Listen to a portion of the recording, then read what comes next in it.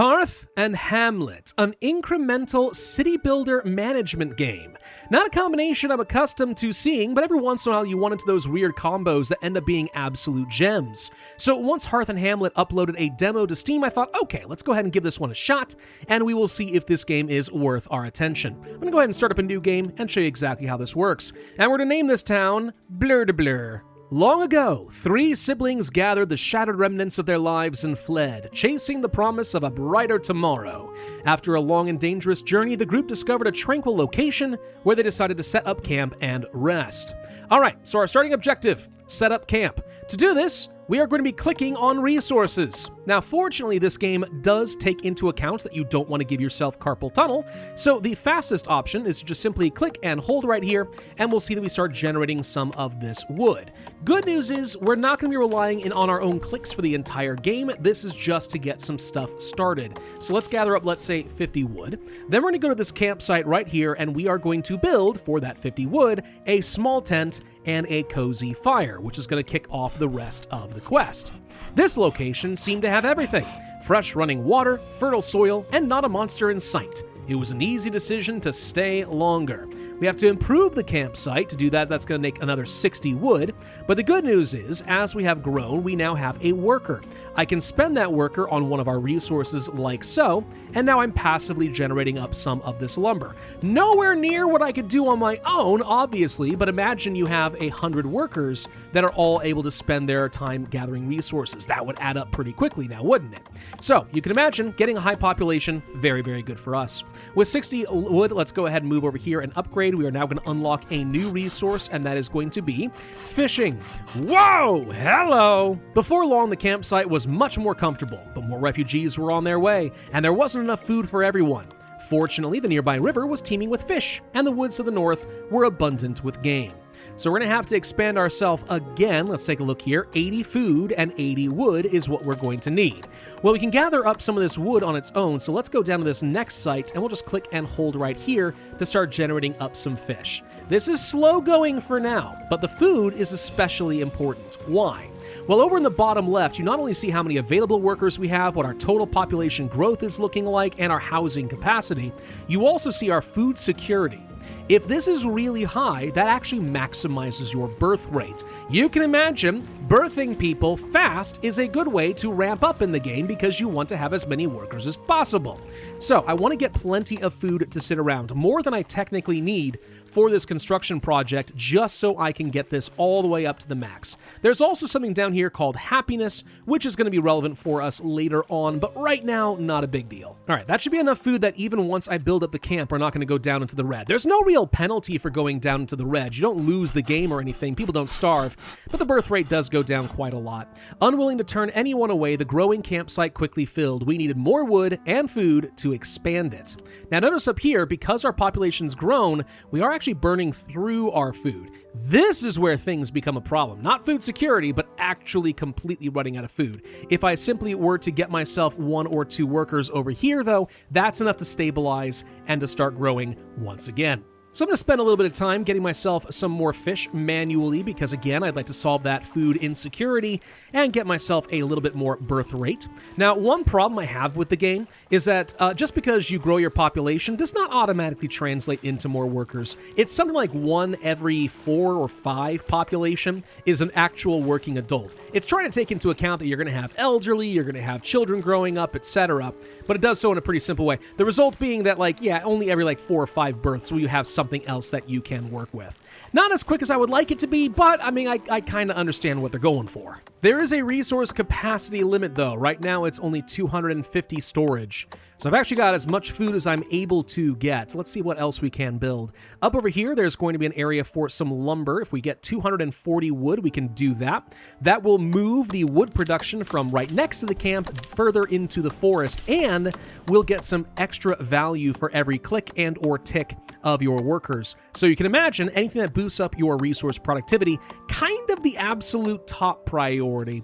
Let's go over here and get that constructed. There we go. That's going to also increase my food capacity by quite a lot. So now this worker over here is generating twice as much as before, and my clicks are also worth twice as much. But on top of that, what you're going to see is that some buildings are going to have research. So if you click on this, yeah, we could expand it again for a lot of resources later, but I can also go to this research here, and we could do something like, for example, spend some food and wood, boosting up their production by a further 10%, or increasing wood storage capacity. And as we get things like blacksmiths, carpenters, and so on, we can further boost productivity. So that all ends up being pretty darn good. I would really like to do the same thing over here with the fisherman's hut so I can gather up food a little bit faster, because even now, without my manual intervention, it's hard to sustain 11 people apparently with this little food generation. So technology is kind of one of your most important ways of boosting up the number of resources you get per citizen. Lots of food to increase birth rate, lots of technology to get more value. So let's get that constructed like so. Okay, now we're doubling up on our food production. That's good. With adequate food and timber, our small community was growing quickly. Now we need to reach 50 population. Fastest way to do that, have lots and lots of food. However, obviously, I am still looking for further opportunities to do things like upgrade the camp so we can get more workers, resource storage, and so on.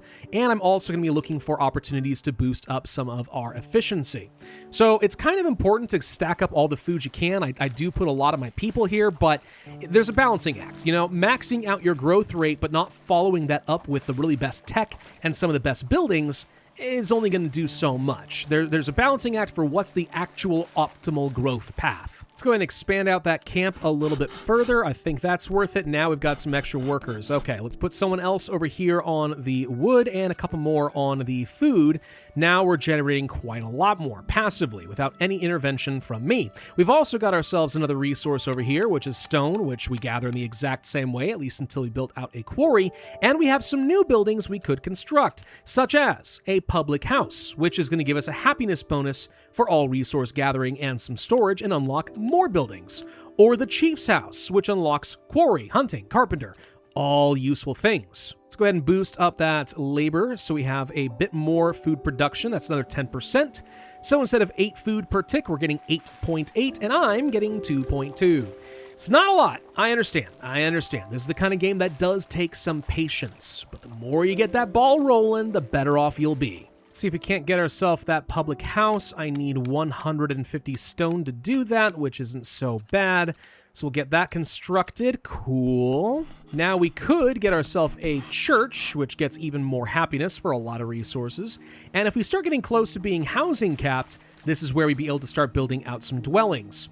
I don't think there's any meaningful penalty to getting all the way up to your housing cap. It just means you're not going to see any more population growth.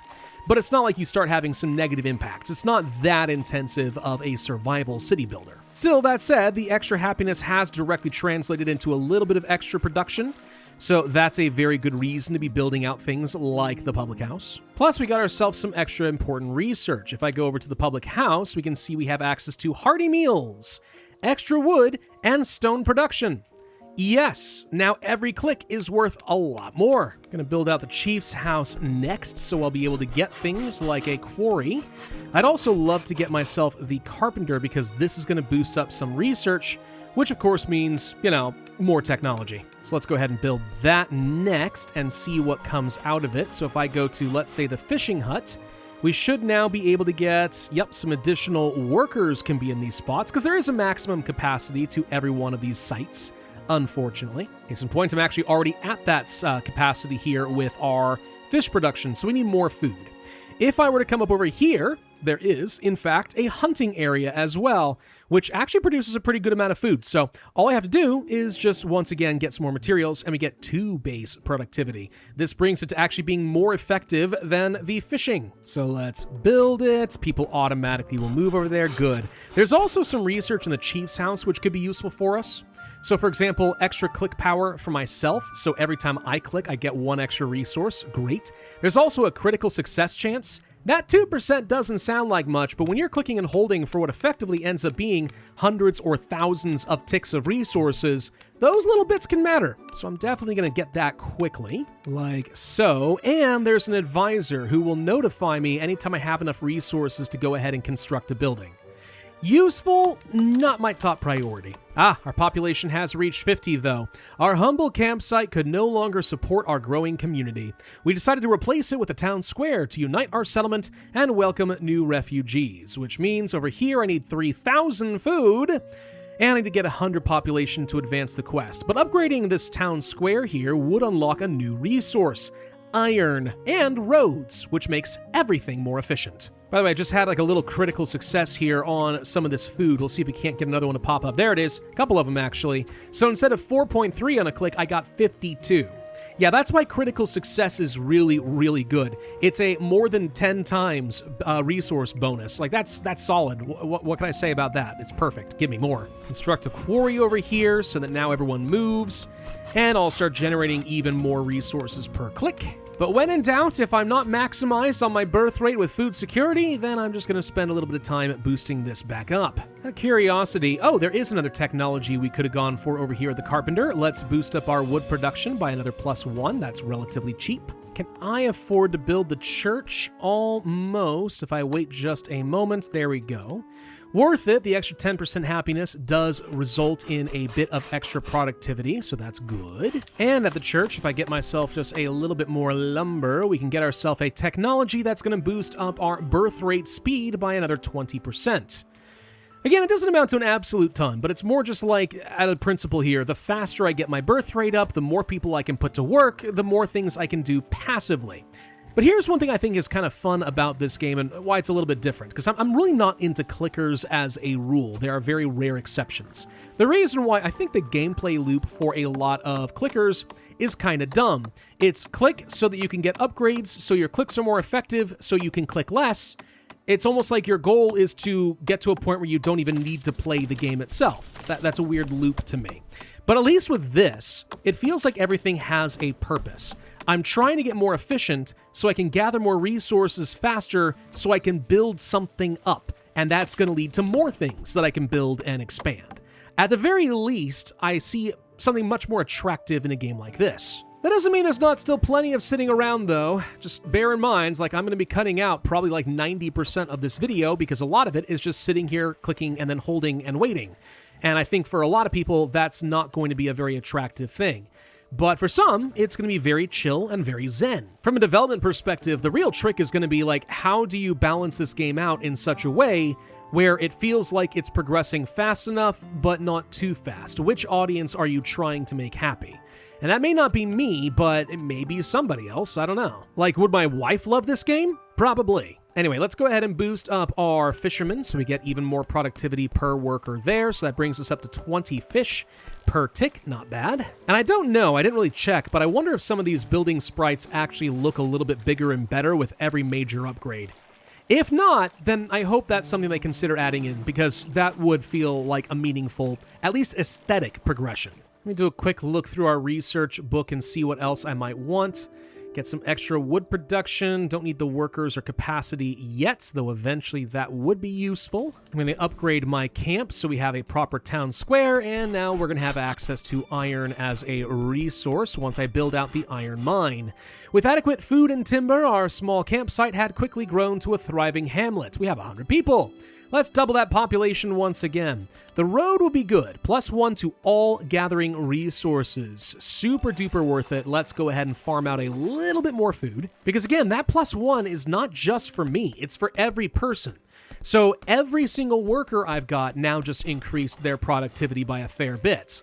We're just trying to snowball. I want to hit an exponential curve. Now, at the public house, there's also a shop option over here. I don't really know what this is going to be good for here, though. Spend myself a bunch of food, get 10% happiness bonus for 2 minutes. I mean, I have a hard time seeing how this pays for itself. We'll click on it just to show you. But, that's only going to last for a bit, and yeah, it's increasing everyone's productivity by, a further 10%. As long as the food eventually pays for itself, that might be worth keeping up all the time, because it's boosting up all the other resources. 2 minutes is not a lot of time, but it's also not inconsequential if you have a very large population. Which, I mean, we're getting close to cap. I've got 114 out of 120. So it's probably worth it, I guess, is my point. Let's get that construction advisor just so I can see that I have it. That's telling me, for example, I could build out my dwellings. Cost me a bit, but it would give me a lot of extra housing capacity. I'll be doing that once I do hit my cap. The iron mine is also an option. I'd rather build that out because I know I need it for a handful of things, including some new technologies. Also, every new building gets me a little bit of housing capacity as well, so it's just useful. Carpenter, 2 extra wood production, super duper worth it. What's this, by the way? Heaven's Blessing. So we can do the same kind of thing. 3 extra fishing production for 120 seconds is a new option in the public house. Or, no, maybe not. Oh, it's there's a shop here in the church. Oh, and for only 400 food, that actually is definitely worth it because I've got 6 workers over here right now, so they're going to be generating lots of food now. Okay, that's good. Dwellings, we're at our housing cap. Let's go ahead and build this sucker up, which increases my housing cap up to 162. Somehow I almost instantly had 3 more people born. That's fine. Could upgrade our mayor's house.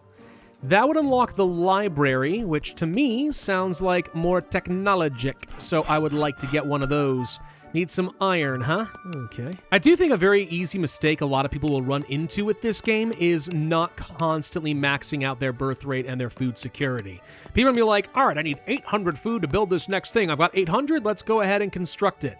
And then the result is they have a super slow birth rate and it slows down everything because they're having to get almost all their resources manually.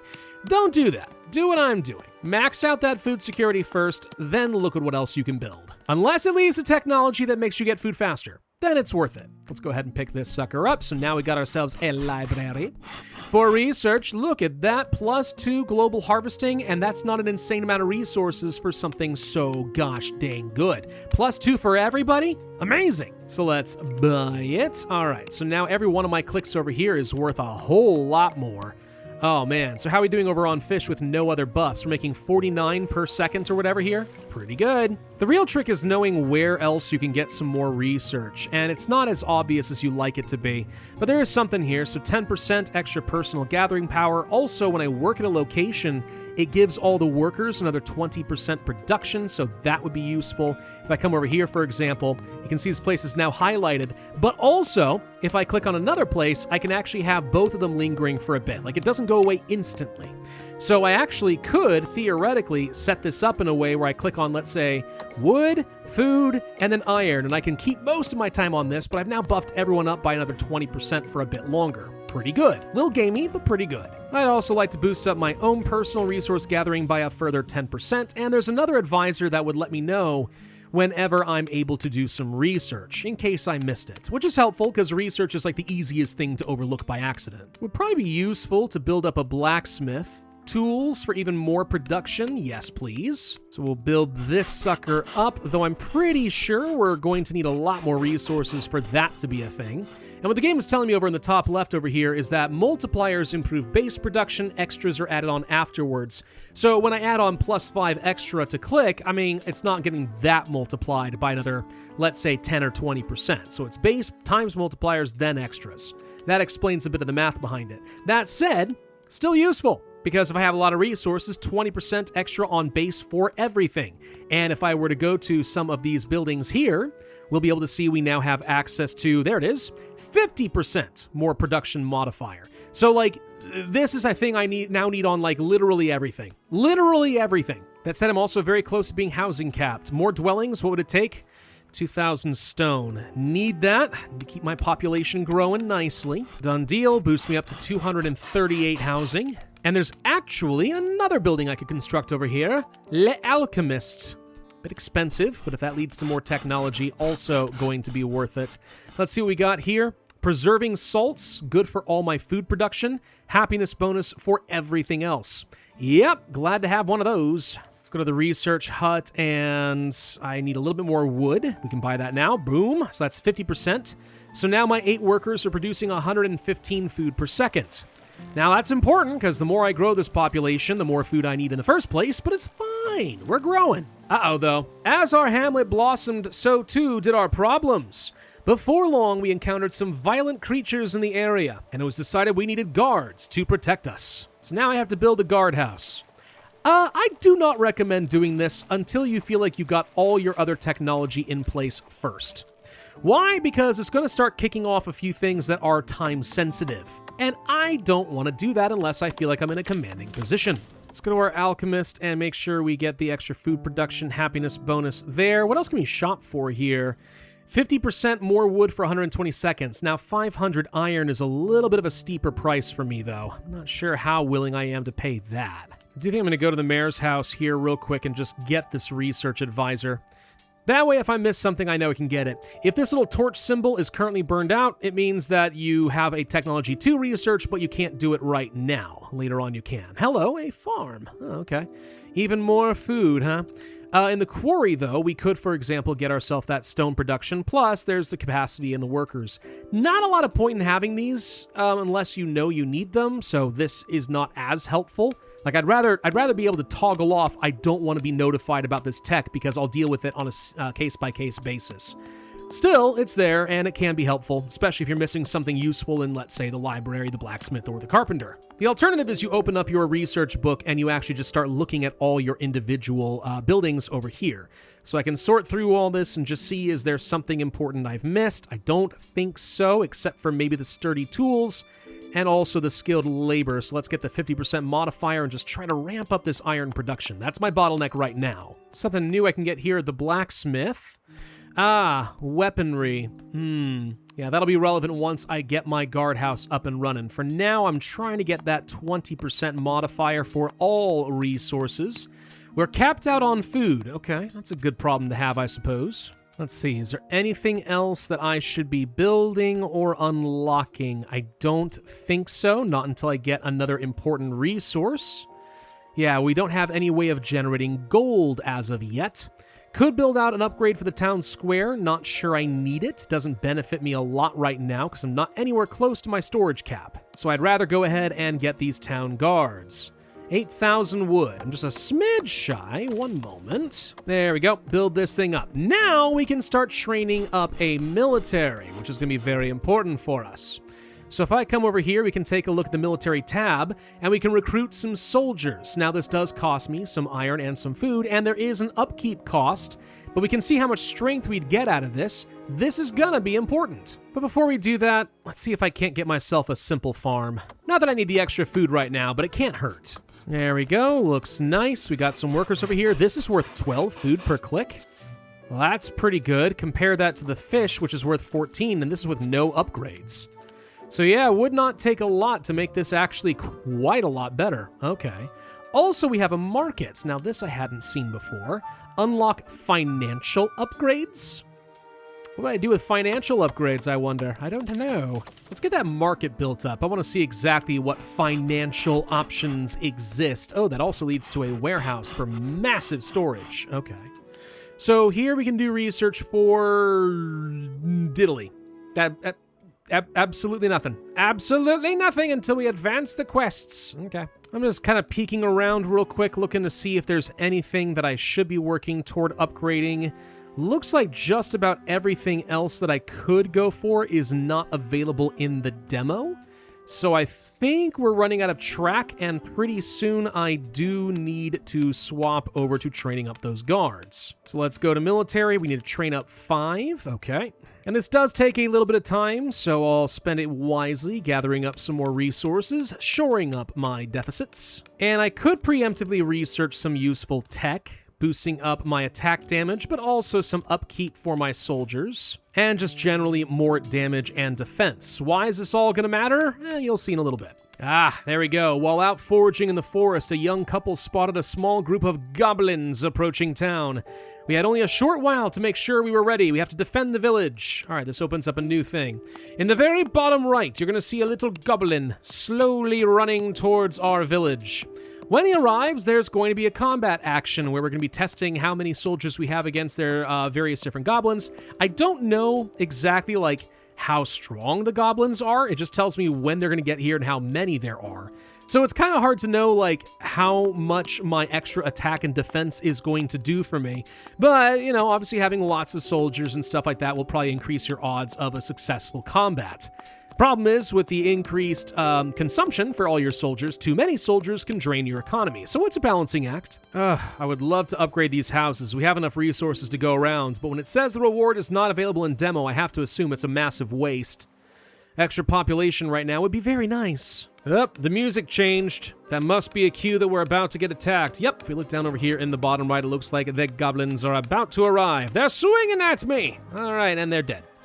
See? Riveting. Shortly after our encounter with the goblins, soldiers from our old home, Ashenholt, arrived demanding we pay taxes. Of course they did. We fled Ashenholt to avoid the endless war and corruption, but we were in no position to defy them. We now must pay the soldiers' demands. As a poor community with little wealth, Ashenholt never expected us to meet their outrageous demands. They sought only to extort and control us. Little did they know that traces of gold had been discovered in the north, on the other side of the river. So, all we have to do now is actually acquire some gold. Okay. Until we do, a new modifier is hitting us, though. We have ongoing unjust foreign taxation. See, I come from a country where we kind of started our own war over this subject, so maybe someday we'll get to do the same. But in the meantime, all production and happiness goes down, which is obviously awful. Let's go ahead and build up a rope bridge. Why a rope bridge costs 13,000 food? I will never know. But let's go ahead and build this sucker, which means now we can access the other side of the map. And there's a gold mine, which is going to cost a lot. It's fine, though. This is why we have all these resources. Let's go ahead and build it. Now we've unlocked another resource. Gold mining. Okay. So we can get a bit, here. 5.7 per click. It's not an absolute ton, but our quest requires 10,000 gold, huh? Okay. And like with everything else, if we have the resources, we will be able to get some nice little upgrades. Though it is, unfortunately, very, very, very expensive. Oh, over at the market, there is a technology I could get. 5% to all production. 5% for that many resources? I don't know about that one. Let's throw everything I've got on gold. I don't know for sure, but I kind of suspect that the demo is going to end as soon as I gather up the 10,000 gold to deliver, so I'm probably not going to bother investing in this. The amount of time it would take for this to pay for itself feels pretty high. Now, one thing I would love to see added into this game that I think would make it a little bit easier, since we're kind of focusing on the management aspect, instead of making me go around and find each of these buildings and drop down the number of workers and then blah, blah, blah, have like a little pop-up I can just click up over here, and then it's like for all the different building types, just a quick up-down arrow, and I can just quick rearrange everything to my heart's content. A lot of games do that. I think here would be nice. Not that it's a huge deal because there's so much downtime in between each important decision, but it would at least feel nice, I also feel kind of mixed about how our population mechanic works. The fact that like only 1 out of every 4 or 5 people can work doesn't entirely feel accurate. I mean, in a society like this, I would expect the men and women both to be working, so unless you're expecting them to have lots of elderly and lots of kids, I kind of expect at least 1 and 2 would be kind of the ratio. But that's kind of the tricky thing about this game and how a lot of these clicker/incremental games work. And I'm not in the best position to criticize it, right? Because it just doesn't generally appeal to me. But what's the pacing the developer wants? That's the question they've got to ask. Because if it's too fast, then it doesn't feel like you're sitting around and earning anything, and some people want the slow and zen experience. On the other hand, if it's too slow, then you lose a lot of attention from the rest of your potential target demographic. So I'm not sure exactly what the developer is going for here. It's one of those things that for me personally, I would say it's a bit on the slow side. But, since I'm not the target audience here, it's hard to know if that's the best way to go. Anyway, let's go ahead and complete this quest. We've delivered all of the money. Clearly surprised we managed to pay their outrageous demands, the Ashenholt soldiers departed. At the same time, our newfound gold mine brought fresh prosperity to the villagers. Now, see, if I were the captain, I'd be like, wait, where the heck did you get 10,000 gold? Okay, you got more somewhere. Where is it? I'm taking over this town. That's what I would do. But anyway, all right, so that is, in fact, the end of the demo. Now, here we can see there's going to be a fair bit more expanded, and this is one of the areas where I think this game could get really fun, so long as the pacing does build up properly with population and so on. Grow your settlements, build a proper city. Sounds great. This looks like you can build a real proper castle. Discover magic. Trade with other kingdoms. There's so much opportunity here for this to turn into a proper kingdom builder that I could see this being really, really fun. so long as, again, the pacing feels rewarding enough. For the record, this took me over an hour to record, and that's with me talking a lot. Otherwise, imagine I'm stripping out 80-90% of the content, and that's kind of what the game currently is sitting at. It's mostly sitting here being like, all right, I need food, click, hold, wait for a few minutes, then come back, and it's like, okay, now I need gold, and then now I gotta make a couple of decisions here and there. Now, the thing is, in a lot of city builders, the reality is that's happening anyway as well. Like, if I'm playing, let's say, Settlement Survival or something like that, the reality is I'm sitting around waiting for things all the time. But because I feel like I'm looking around and I have more opportunities for micromanagement and more to do than just sort of click and sit, it feels like I'm not chained down, therefore I have the illusion of more control and more to do in a city builder game. In this game, you just have the risk of players being like, oh my gosh, I have to click and just sit here again, blah, right? So that's why I'm saying pacing is so important. Anyway, I don't mean to harp on that too much. It's just something that comes to the forefront of my mind on the off chance the developers do see this video. But yeah, that's Hearth and Hamlet, everybody. I really think this game could be fun. I think it could be very, very fun, and I see a lot of potential and a lot of ambition for where it can go in the future. Not to mention, it's just a very pretty game, and it is pretty relaxed, pretty zen.